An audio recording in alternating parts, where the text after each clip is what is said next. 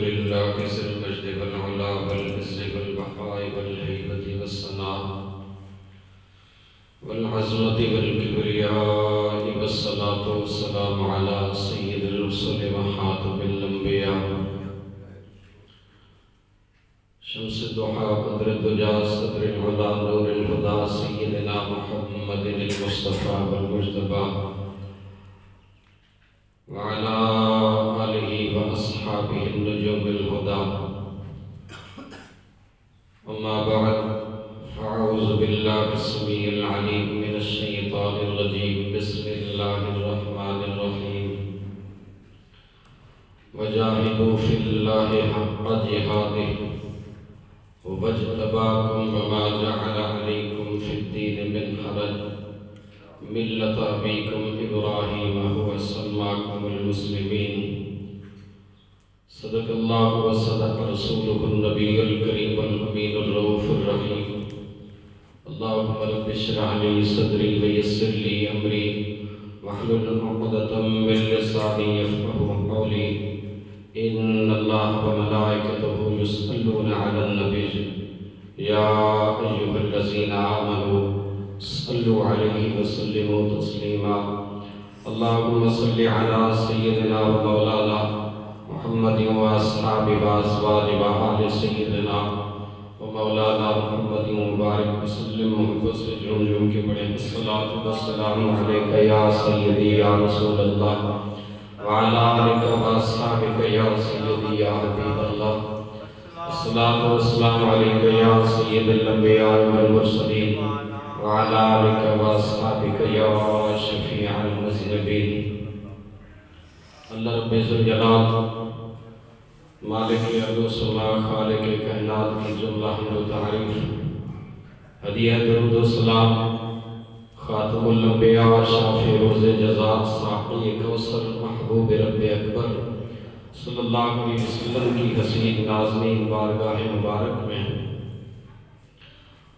محترم سامعین و ناظرین جس طرح ہمارے دلوں میں کعبۃ اللہ اور مسجد نبوی شریف کی حرمت اور عزت موجود ہے اسی طرح ہر مسلمان کے دل میں ہم سب کے دلوں میں مسجد اقصی کی حرمت اور عزت بھی موجود ہے ہمیشہ مسلمان قبلہ اول کے تحفظ کی خاطر ایک لمبی تاریخ داستان ہے کہ جتنی لڑائیاں اور جنگیں مسلمانان عالم نے فلسطین کی سرزمین پر قبلہ اول کے لیے لڑی اتنی اور کسی جگہ پر ایسا معرکہ کبھی پیش نہ ہوا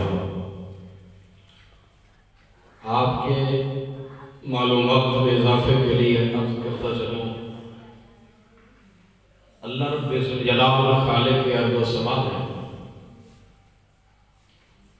یہ اعزاز دونوں قبلوں کو عطا فرمایا کہ دونوں تعمیر ابراہیم خلیل ہیں شروع سے سلیمان علیہ السلام کی مبارک تعمیر تو بعد کی ہے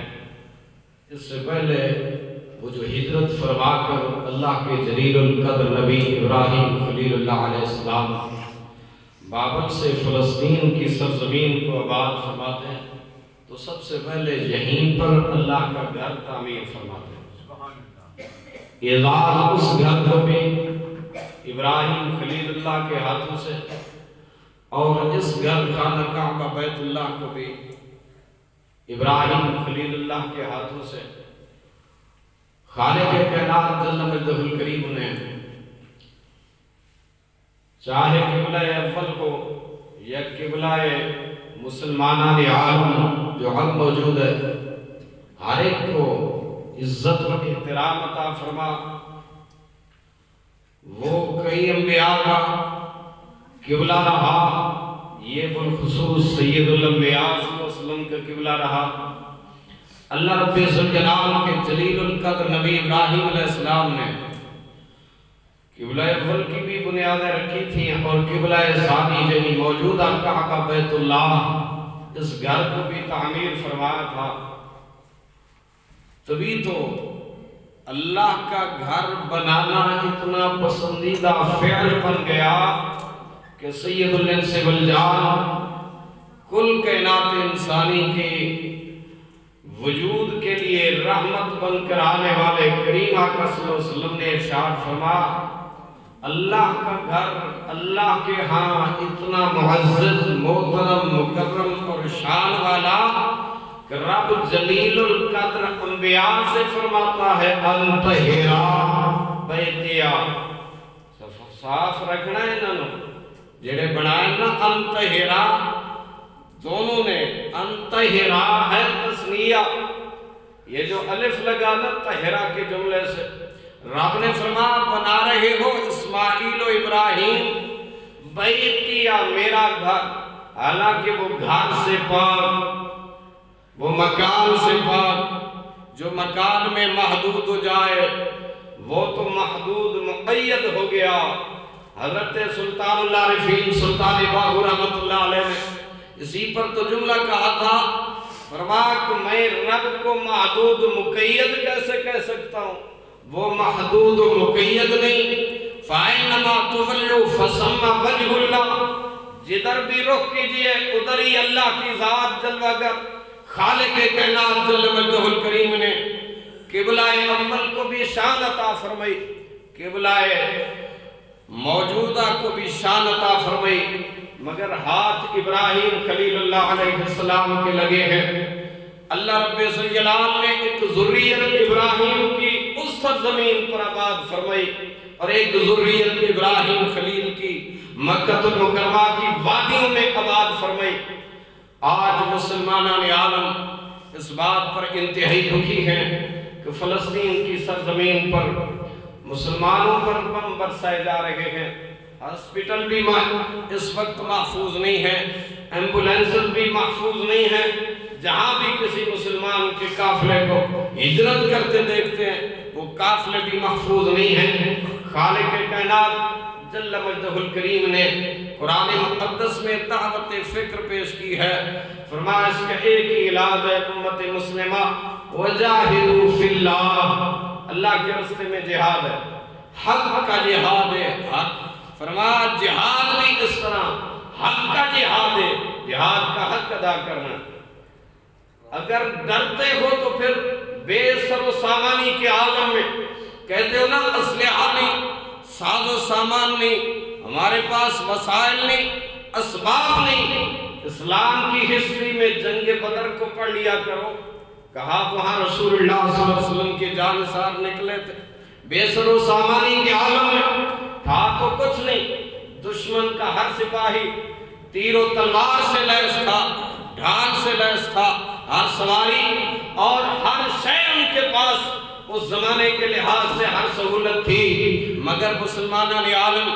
وہ جو تن کا جوڑ کر رسالت مآب صلی اللہ علیہ وسلم وادی بدر میں لائے تھے میرے سامنے صحیح بخاری کے الفاظ ہیں رسالت مآب صلی اللہ علیہ وسلم دعا کیا کر رہے ہیں اللہم انجز ما وعدتنی اللہم انجزی ما وعدتنی اللہ وہ وعدہ پورا فرما دے جس کا آپ نے مجھ سے وعدہ فرما میرے مالک آپ نے فرمایا تھا کہ ہم آپ کے رستے میں نکلیں چاہے بے سر و سامان کیوں نہ ہو آپ دشمن پر ہمیں غالب کریں گے اللہ قرآن مجید کی آیت میں آپ نے خود ہی ہمیں فرمایا کہ ہم آپ کے رستے میں نکلیں اور بار بار ارشاد فرمایا یا ایھا النبی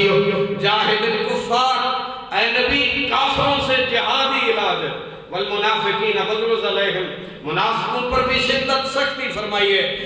کافروں سے جہاد کیجئے اسلام کا پہلا مارکہ جہاد کون سا تھا بولی جی بدر کی وادی حضرت صدیق اکبر رضی اللہ تعالیٰ عنہ فرماتے ہیں نقشہ پیش کیا صدیق اکبر نے بدر نہیں سنانا چاہتا صرف اشارہ دینا چاہتا ہوں حضرت سیدنا صدیق اکبر رضی اللہ عنہ فرماتے ہیں میں نے دیکھا رسالت مآب صلی اللہ علیہ وسلم ساری رات نہیں سوئے فرما اللہ کے حضور کبھی سجدے میں تو کبھی قیام میں لیکن مانگ کیا رہے تھے یا فتح اے فتح عطا فرمانے والے ہمیں بھی فتح عطا فرما دشمن کے مقابلے میں انداز کیا تھا فرما فرماتے ہیں کندہائے نبوت پر نبوت کی مزمل کی چادر پڑی تھی. بار بار اس عجز و انکساری کی بنا پر میرے آقا کریم صلی اللہ علیہ وسلم کی دعا میں تضرع و زاری کی بنا پر وہ مزمل کی چادر گر جاتی تھی، میں اٹھا کے پیش فرما دیتا تھا. فرما پھر حضور کے کندھے پہ ڈالتا تھا. حضور پھر دعا میں اتنی تضرع و زاری فرما رہے تھے. میرے مالک ان تستفتحوا فقد جاءکم الفتح. اسی اثناء میں جبریل وحی لے کے آئے، حبیب اگر فتح طلب کر رہے ہیں جاءکم الفتح، آج بھی ہے فتح. ان جاءکم الفتح، میرے حبیب آپ نے فتح طلب کی. میرے آقا کریم صلی اللہ علیہ وسلم کھڑے ہوئے. صدیق اکبر فرماتے ہیں آقا کریم صلی اللہ علیہ وسلم نے اس وقت کیا کہا؟ ابشروا ایھا المسلمون، مبارک ہوئے مسلمانوں، مبارک بشارت ہوئے بشارت ایھا المسلمون، یا معاشر المسلمون، مسلمانوں کی جماعت مبارک ہو. آزاد جبریل آخذ، میں جبریل کو دیکھ رہا ہوں اپنے ہاتھوں میں اسلام کا جھنڈا بلند کر کے. جبریل وادی بدر میں 3000 ملائکہ کی قیادت کرتے ہوئے اتر چکے. فرما میں دیکھ رہا ہوں یہ وجہ کیا تھی؟ رسالت مآب صلی اللہ علیہ وسلم کا اللہ کی ذات پر توکل تھا. نہ تیغ و تیر پر تکیا، نہ نیزے پر، نہ بھالے پر. صحابہ کی وہ مقدس جماعت تھی کہ بھروسہ تھا تو ایک سادہ سی فقط کالی کملی والے پر. میرے آقا کریم صلی اللہ علیہ وسلم کے ان جملوں پر اصحاب رسول بھروسہ کر کے اللہ کے توکل پر آئے تھے. مالک کائنات نے فتح نصیب فرمائی. جب بغداد، اسپین اور دیگر اس جیسے ممالک فرزندان اسلام کو یہاں پر بعض اوقات کہیں ہلاکوں کے ہاتھوں شکست ہوئی اور کہیں کسی اور دشمن کے سامنے ناکامی کا منہ دیکھنا پڑا، تو اس کا ایک سبب یہ بھی تھا کہ مسلمانوں کے اس وقت توکل علی اللہ میں کمی آ گئی. ساز و سامان پر ناز کیا تھوڑا سا. خالق کائنات نے یہ نقشہ تو دکھا دیا تھا حنین کی وادی. فرمایا صحابہ جب تم کہہ رہے تھے تعداد کثیر ہے، اسلحہ بہت ہے، ہم نے وہ ایک لمحے کے لیے تمہیں دشمن کے سامنے ایسے پیش کر دیا کہ زمین کا داقت علیہم الارض، زمین تنگ پڑ گئی اور تمہارے قلوب تھے فی قلوبہم الحناجر. فرمایا وہ دل جو تھے وہ منہ میں آنے لگے. یعنی اتنا دشمن کا خوف طاری ہو گیا. لیکن یہ تو رسالت محمد صلی اللہ علیہ وسلم کی بہادری تھی. حضور آگے بڑھ رہے تھے اور فرما رہے تھے انا النبی لا کذب انا ابن عبد المطلب. فرماؤ کائنات انسانی کے لوگوں میں اللہ کا سچا نبی ہوں، اس میں کوئی جھوٹ نہیں. انا النبی بول انا النبی لا کذب انا ابن عبد المطلب، میں عبد المطلب دا بیٹا. حضور نے فرمایا چونکہ عرب کے اندر خاندانی وجاہت کو بڑا عظیم تر تصور کیا جاتا تھا، میرے آقا نے اسی لحاظ سے فرما انا النبی لا کذب، کوئی جھوٹ نہیں اس بات میں اللہ کا سچا نبی بن کے آیا ہوں. انا ابن عبد المطلب، میں اپنے دادے دا پتر. انا ابن عبد المطلب، فرما میں عبد المطلب کا بیٹا. اللہ نے کیسے فتح عطا فرمائی. غزوہ خندق کو دیکھیے اور پھر نصرت الہی کو دیکھیے. 10,000 فوج تھی کافروں کی طرف سے، مسلمان تھے 3,000. مشرق کی سمت ذرا جن کو اللہ نے حاضری کی سعادت نصیب فرمائی وہ خندق کی وادی کو جسم تصور ملائیں.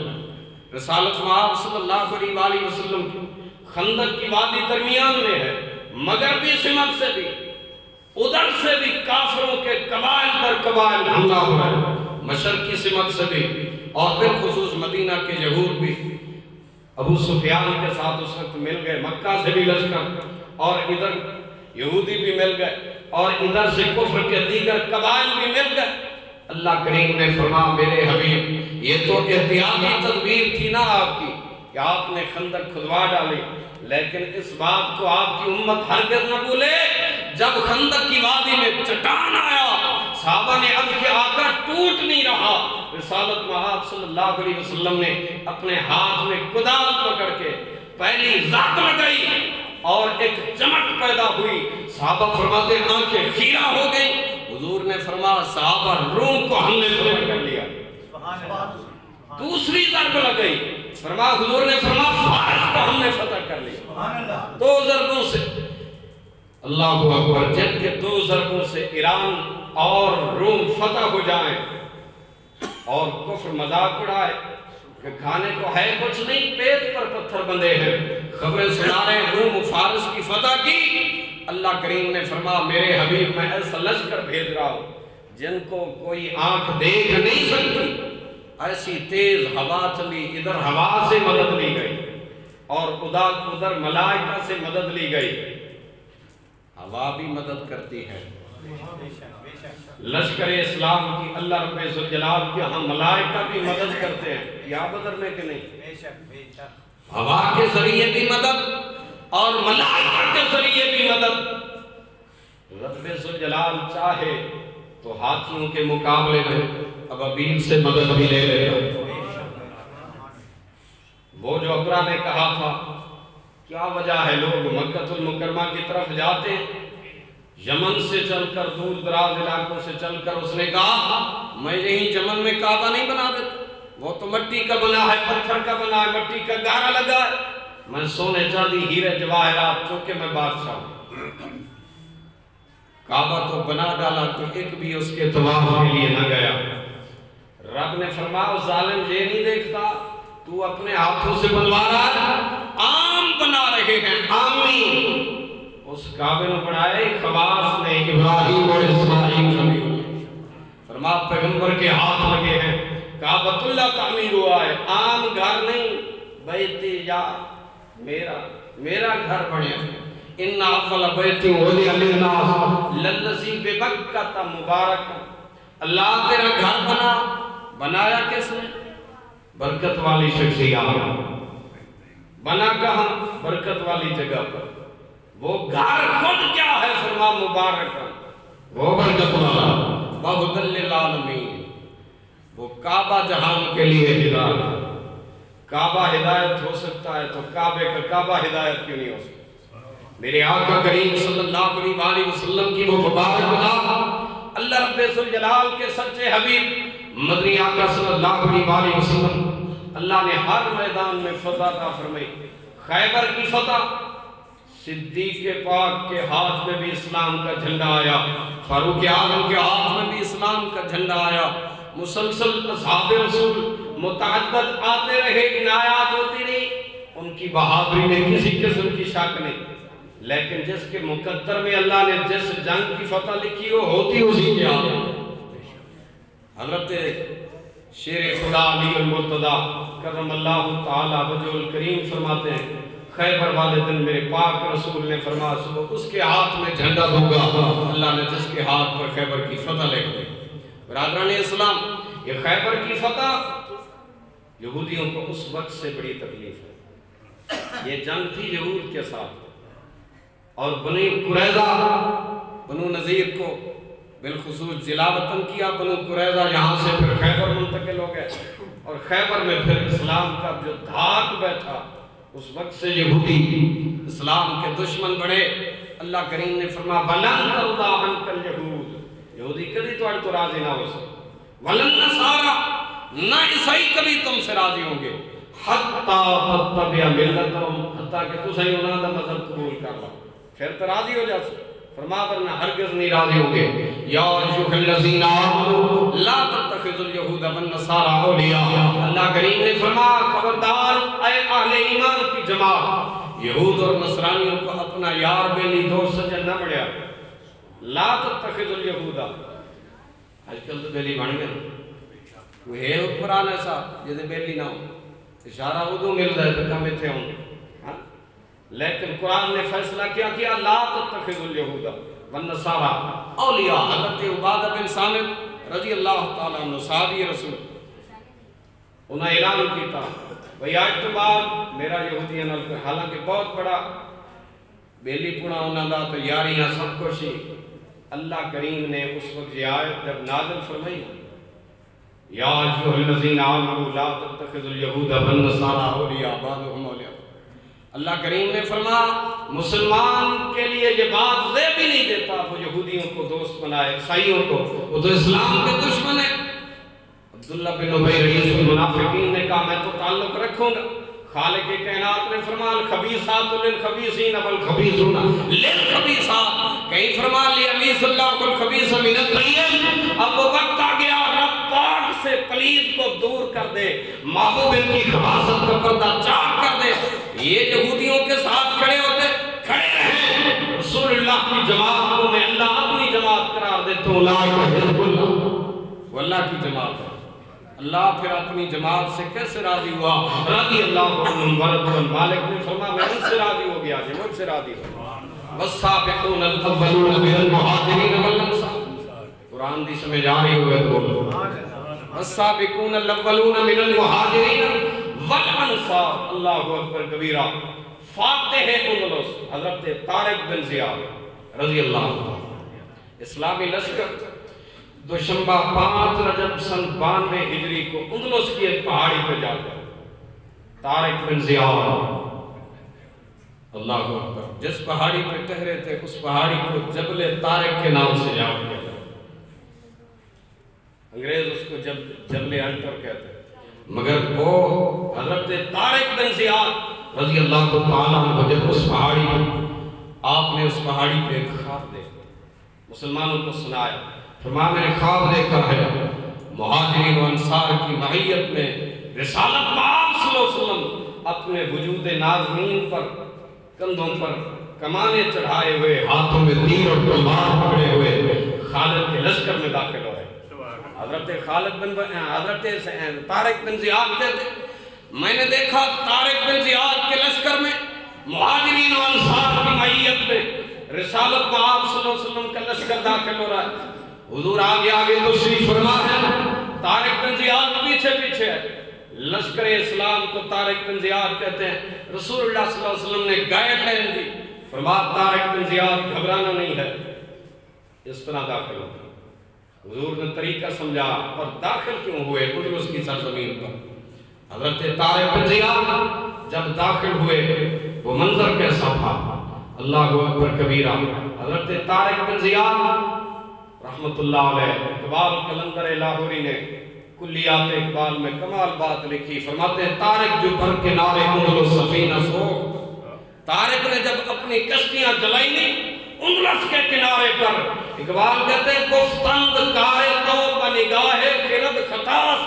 کسی کہنے والے نے کہا وہ خالد ایڈی بڑی اے طارق بن زیاد اتنی بڑی غلطی، یہ کیا کیا تو نے؟ پیچھا نہیں ہٹ کے جانا، کشتیاں ساڑ چھوڑی، کشتیاں جلا دی۔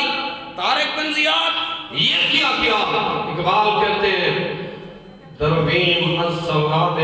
وطن بارچو رسیم ترک سبب روئے شریعت گجار باس، انہیں آکھیا جناب یہ اسباب کو جلا دینا یہ کہاں کی عقل مندی ہے، یہ تو غلطی ہو گئی طارق بن زیاد آپ سے۔ اللہ اکبر، اقبال نے کمال بات لکھی، فرماتے ہیں خندیر دست خیش بشمشیر گرفت، فرماتے ہیں طارق بن زیاد ہنس پڑے، مسکرا پڑے اور اپنا ہاتھ تلوار کے دستے پہ رکھا اور فرمانے لگے ترک سبب، آپ فرمانے لگے ہر ملک کے ماں، ہر ملک کے ماست، ملک خدای ماست۔ فرماتے کیسی بات کرتے ہو، میں نے کشتیاں اس لیے جلائی ہیں، مسلمان جس ملک کو فتح کرتا ہے وہی تو اس کا ملک ہوتا ہے۔ فرماتے ہیں ملک، مسلمان تو جس ملک کو فتح کرتا ہے وہی تو اس کا ملک ہوتا ہے۔ طارق بن زیاد نے اندلس کی سرزمین پر کیوں لشکر لے کے آئے؟ وہاں کا ایک بادشاہ تھا عیسائی، اس نے اپنی گورنر کی بیٹی سے عصمت دری کر لی، زیادتی کر لی۔ گورنر تھا عیسائی حالانکہ، لیکن پکارا مدد کے لیے جس کو اسے پتا تھا بیٹیوں کی عزت محفوظ رہ سکتی ہے تو مجاہدین اسلام کے وجود کی برکت، بلایا کس کو مدد کے لیے؟ اس نے دنیا کفر کو نہیں کہا بلکہ اس نے کہا حضرت طارق بن زیاد کو خط لکھا، جناب میری بیٹی کی عزت تار تار کر دی اس بادشاہ نے، لہذا آپ مسلمان ہیں، میں نے سنا ہے آپ کے پاک نبی نے حاتم رضی اللہ تعالیٰ عنہ کی بیٹی پر جب وہ مال غنیمت میں قیدن بن کے آئی تھیں تو مزمل کی چادر اتار کر رسول اللہ نے دوپٹہ دے دیا، آپ ہی تو ہیں بیٹیوں کی عزتوں کی حفاظت اور نگرانی اور رکھوالی کرنے والے۔ طارق بن زیاد آؤ مدد کر سکتے ہو میری؟ طارق بن زیاد نے لشکر اسلام ترتیب دیا اور یہی وہ لشکر تھا جب جبل طارق پہ اترے حضرت طارق بن زیاد نے اندلس کی سرزمین پر اپنی کشتیاں جا کر جلا دی اور فرمایا اس لیے کشتیاں جلائی ہیں مسلمانوں پیچھا ونجن دا ارادہ کوئی نہیں۔ فرمایا اساں جس زمین قدم رکھنے ہیں وہ زمین اللہ دے مجاہدین دی ہوئی۔ حضرت طارق بن زیاد نے فرمایا میں آج بتا دینا چاہتا ہوں، اور یہی وہ موقع تھا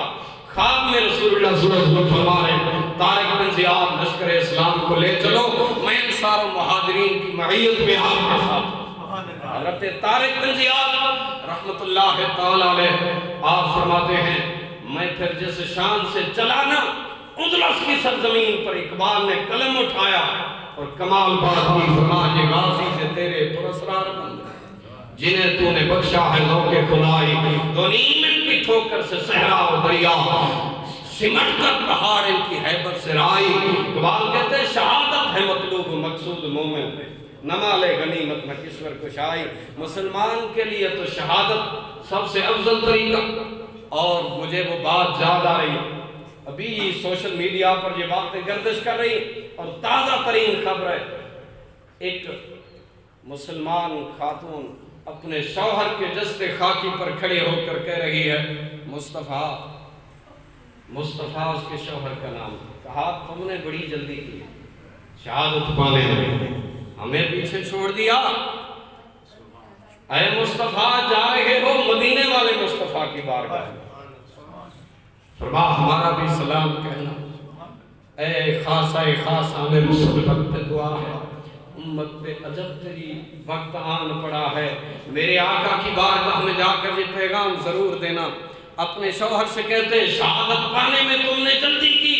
اے خاصہ نے رسول وقت دعا ہے امت پہ تری آ کے عجب وقت پڑا ہے، میرے آقا کریم صلی اللہ علیہ وسلم کو یہ پیغام ضرور دینا۔ اور ادھر سوشل میڈیا پر شاید آپ نے بھی دیکھا ہوگا آج کل تو بتانے کی ضرورت نہیں اور دل ہی نہیں کرتا ایسے مناظر دیکھنے کے لیے کہ کم سے نصیر خار بچے ہیں ان کے چیتھڑے اور ٹکڑے ہیں اور فلسطینی مظلوم مسلمان مائیں اور بہنیں ان کو اٹھائے ہوئے ہیں ہاتھوں کے اندر اٹھا کر پکار رہی ہے یا ایھا المسلمون، اے مسلمانوں کہاں ہو، اے مسلمانوں کہاں ہو۔ ایک ماں بوقت شہادت اپنا 15 سال کے بچے کے گودی میں اس اماں کا سر ہے اور وہ کہہ رہی ہیں بیٹا بتائیے تو صحیح مجھے کسی مسلم حکمران میں ابھی تک ہمارے لیے آواز نہیں اٹھا، کیا ہمارے لیے کسی خطے سے ابھی یہ آواز بلند نہیں ہوئی؟ بیٹے نے جو جملہ دیا وہ فلسطینی مجاہد عمر اس کی 15 برس ہے، اس نے کہا اماں ہمیں اس کی ضرورت ہی نہیں، رب تو ہمیں دیکھ رہا ہے، ہمیں اس کی ضرورت بھی نہیں اور کسی سے ہمیں کوئی امید بھی نہیں۔ حتیٰ کہ اس نے کمال جملہ کہا میری ماں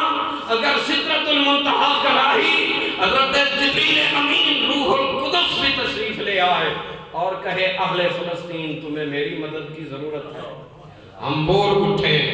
کہ حسبی بن سوالی علمہ بحالی۔ ہمارے جد امجد ابراہیم خلیل اللہ جو کہہ گئے تھے نعرے نمرودی کے وقت کہا جبریل لا حاجت الیک تیری کوئی حاجت نہیں، حسبی من سوالی، اس سوال میں میرا رب جانتا ہے، علم و بحالی جانتا ہے وہ میرا رب جلیل آگ میں پڑتا ہے۔ اب اس کا خلیل شاید اقبال کی روح سینکڑوں سال پہلے ایسے مناظر بھانپ گئی تھی، اقبال نے کہا تھا وہ آج بھی جو براہین سعیمہ پیدا آگ کر سکتی ہے انداز گلستان پیدا۔ برادران اسلام اگر مسلم حکمرانوں کے دلوں میں وہ غیرت و حمیت آ جائے وہ کہاں ہے جو 42-43 ملکوں کا اسلامی اتحاد بنا تھا؟ معزز و محترم مکرم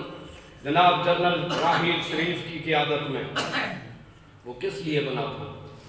آج وہ اتحاد کہاں ہے؟ آج مسلم امہ سوئی ہوئی ہے، شاید ان کی غیرت سو چکی ہے، ضمیر مردہ ہو چکے ہیں۔ قرآن کریم نے تو بارہا یہ بات ببانگ دہل کہا اللہ کریم نے فرمایا افلا یتدبرون القرآن ام علی قلوب اقفالها، لوگوں قرآن ہم نے آپ کی رہبری رہنمائی ہدایت کے لیے نازل کیا، تم نے اس قرآن پر کبھی تدبر نہیں کیا؟ فیس بک پڑھن دا ٹائم ہے، ناول ڈائجسٹ پڑھن دا ٹائم ہے، اگر نہیں پڑھن دا ٹائم تو صبح لے ایک رکوع پڑھن دا ٹائم کوئی نہیں ہے، ایسی بات کہ نہیں؟ بے شک ایک آیت پڑھیں، ترجمے سے پڑھ لیں، غور و فکر کریں، تدبر تو کریں قرآن کریم کیا کہہ رہا ہے اور کیا پیغام دے رہا ہے۔ اللہ رب ذوالجلال جل مجدہ الکریم نے یہ کیا مسلمانوں کو پیغام دیا؟ اقبال قلندر لاہوری نے اسی بات کی ترجمانی کی، فرمایا مسلم امہ جب تک سوئی رہے گی، فرمایا کفر دندنا کر ان کے سینوں پر، ان کے کلیجے پر اسی طرح بم برساتی رہے گی۔ فرمایا مسلم امہ اگر عروج چاہتی ہے، وہ عروج تو اللہ نے مدینے والے کی اتباع میں رکھ چھوڑی ہے، فرمایا مدینے والے مصطفیٰ کی اتباع میں رکھ چھوڑی ہے، اس قرآن کی اطاعت میں رکھ چھوڑی ہے۔ اللہ فرماتا ہے فلا یتدبرون القرآن، کیوں نہیں غور و فکر کرتے مسلمانوں، تدبر کیوں نہیں کرتے؟ ام علی قلوب اقفالها، خالق نے فرمایا شاید تمہارے دلوں پر تالے لگ چکے ہیں۔ جملہ خالق کائنات نے خود فرمایا، وجہ بتا دی، ام علی قلوب اقفالها، فرمایا مسلمان کے زوال کی دو ہی وجہ ہیں، فرمایا ایک وجہ یہ ہے قرآن پر تفکر و تدبر اس نے چھوڑ دیا، دوسری وجہ یہ ہے ام علی قلوب اقفالها، اتنا بے ضمیر بے حس بے بس ہو گیا کہ ام علی قلوب اقفالها، گویا اس کے دل پر تالے لگ چکے ہیں۔ تالے لگے ہوئے ہیں تو تاں کوئی نہیں بول رہے، تالے لگے ہوئے ہیں کفر سے، حالانکہ کفر تو وہ ہے جس کے بارے میں اللہ کریم نے فرمایا اس سے ڈرنے کی، لا تہنوا ولا تحزنوا، کوئی ڈرن دی لوڑ نہیں، لا تحزنوا غم کھاون دی لوڑ نہیں، انتم الاعلون، فرمایا مسلمانوں تم ہی غالب آؤ گے، ان کنتم مومنین، اگر تم ایمان والے رہو گے، ان کنتم مومنین، شرط رکھ دی اللہ کریم نے، انتم الاعلون، تم ہی غالب رہو گے اور تم ہی سربلند رہو گے اگر تم اس قرآن پر تفکر و تدبر کرو گے، قرآن کریم سے رہنمائی لو گے۔ وہ کیسا وقت تھا جب یرموک کے معرکے میں حضرت اکرمہ رضی اللہ تعالیٰ عنہ آپ جام شہادت نوش کر رہے ہیں، مگر آواز دی العطش، پیاس لگی ہے، ایک مجاہدین اسلام کو خواتین پانی پلا رہی تھیں، ساتھ جاتی تھی اس زمانے میں خواتین لشکر اسلام کے شہداء اور زخمیوں کو پانی پلانے کے لیے، برہم پٹی کے لیے۔ اب ادھر سے العطش کی آواز آئی، ادھر سے پانی پلانے کے لیے آگے بڑھے، ساتھ والے نے آواز دی العطش، مجھے پیاس لگی ہے، جان قفص انصری سے پرواز کر رہی ہے۔ حضرت اکرمہ رضی اللہ عنہ فرماتے ہیں میں نے نہیں، فرما مجھے نہیں، اس کو پلا دو۔ ساتھ اس کے ابھی پیالہ پیش ہی کیا، ساتھ والے نے کہا العطش، مجھے پیاس لگی، اس نے کہا اسے مجھے نہیں، اسے، حتیٰ کہ صحابہ نے جام شہادت اسی کیفیت میں جام شہادت پیا، ساتویں کے پاس جا کر پھر واپس حضرت اکرمہ کی طرف آتے ہیں، جان قفص انصری سے پرواز کر چکی ہے، اللہ کی راہ میں شہادت کا تمغہ سر پر سجا چکے ہیں۔ یہ اکرمہ تو وہ تھے جس کے باپ نے اسلام کے لیے کتنا کچھ، اسلام کا رستہ روکنے کے لیے ابو جہل نے کتنا کچھ کیا تھا، لیکن اللہ رب ذوالجلال جب ہدایت کھولتا ہے تو وہ جبریل پیشکش کرتا ہے طائف کی سرزمین پر، آقا ارادہ ہو وہ پہاڑوں کو ملا کر ان طائف کی بستی والوں کو یوں پیس کے نہ رکھ دو جیسے چکی میں دانا پیسا جاتا ہے، مگر چونکہ رحمت للعالمین بن گیا تو فرمایا نہیں جبریل امین اس کی ضرورت نہیں، یہ پیشکش ہمیں نہیں، اگر کرنی ہوتی تو پھر نوح کو کیا گیا۔ انہوں نے کہا رب لا تذر علی الارض من الکافرین دیارا، رب نے فرمایا نوح نہیں ایمان لے آندے نا، 900 سال تبلیغ کی تھی،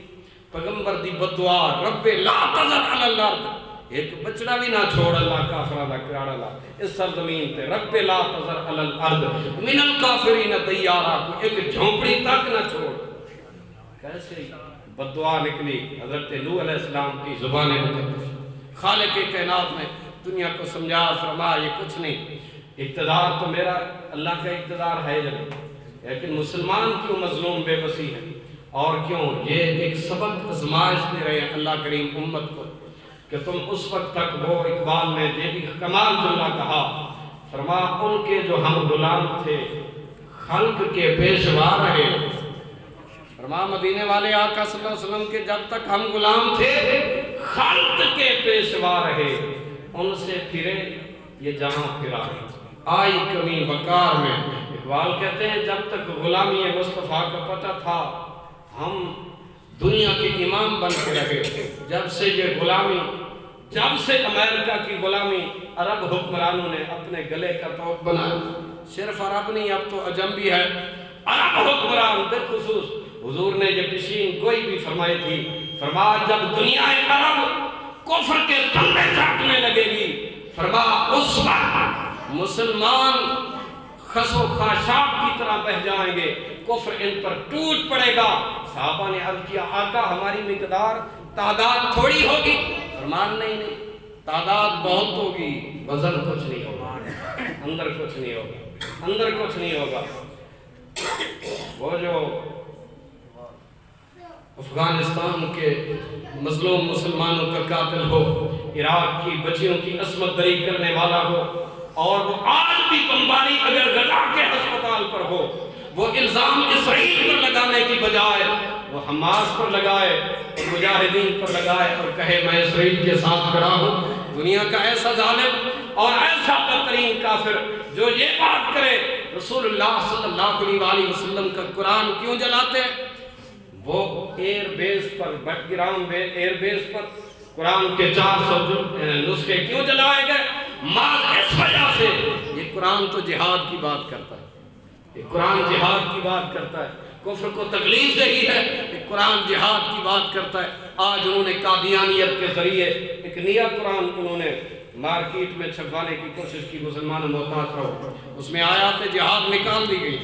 سراسر آیات جہاد نکل چکی ہے، اس قرآن کے خلاف بھی سازش آ چکی ہے۔ اللہ رب ذوالجلال جل مجدہ الکریم امت مسلمہ کی حفاظت فرمائے، اللہ کریم تمام مسلم حکمرانوں کو غیرت و حمیت عطا فرمائے، اللہ کریم کفر کو نیز کو نابود فرمائے، اگر ان کے مقدر میں ہدایت نہیں تو پھر مالک کائنات ان کو دنیا میں ذلیل فرمائے، اللہ کریم اسلام کا بول بالا فرمائے۔ انہی جملوں پر اکتفا ہمارے لیے